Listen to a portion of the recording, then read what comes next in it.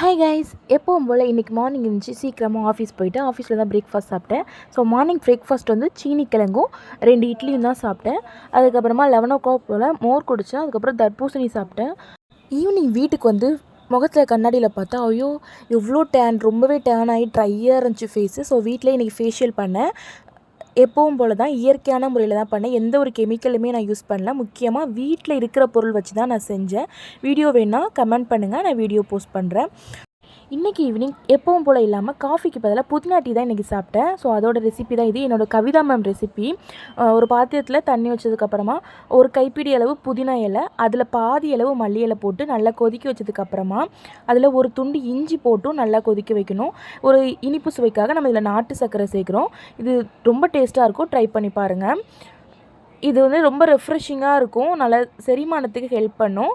Video பிடிச்சிருந்தா like பண்ணுங்கள், subscribe பண்ணுங்கள்.